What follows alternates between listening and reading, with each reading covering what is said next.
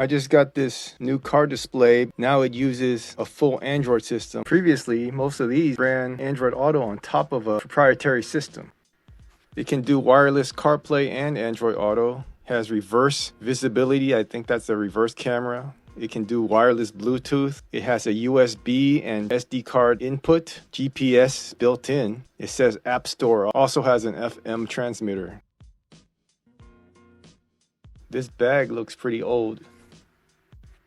There's the rear view camera. And it's adjustable.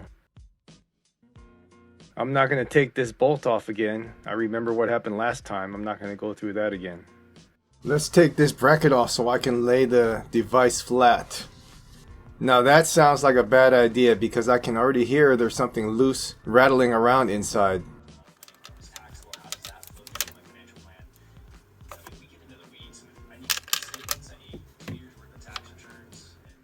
There's a connector for the GPS. The SD card slot. Looks like that's a reset button and the USB-C power. The other side we have the auxiliary output and a USB port. Now let's see what else is inside this box. It's like the rear camera cable. Here's the power supply. It's stated output is 5 volt, 3 amps.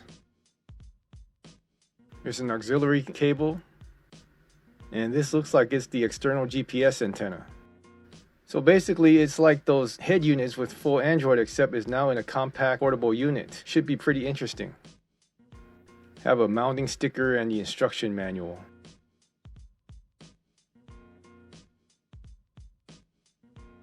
And I forgot to take this part out. That's a rear view camera. Now let's get this thing hooked up and booted, see how it looks like. Of course, I'm going to use my special Temu glowing USB cable. Boots up as Android. Funny, it says it's a mirror. This is a car display. I guess it's the same software they use for the mirrors. Okay, here's the main home screen. It shows it has a Google Play Store, YouTube, and Spotify. That looks like it's the device settings, not the Android system settings. That's the recents button. Looks suspiciously like an old version of Android. I'm very curious to see what version it comes with, as it's not specified in any of the specifications on the box or on the website. Let's go into the settings and see what it says.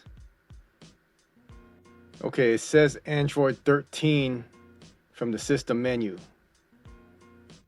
Android 13 with a security patch of 2021. That's funny because I just Googled it.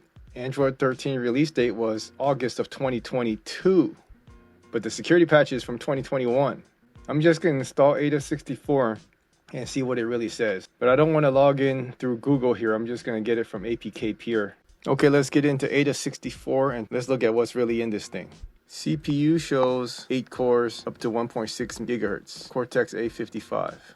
Display shows 1600 by 600 resolution with a PowerVR GE8322 GPU, 39 Hz refresh.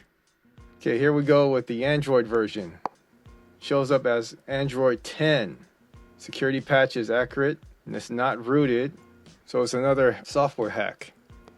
Well, although this is an Android operating system hack, the web page and the box does not claim to have a specific Android version that I could find. So the only misleading part was in the system information. But for a device like this, as long as everything works, I'm not really that concerned. I'll have to do a full review, see how this thing actually works, or how well it works with Android Auto and its base Android system.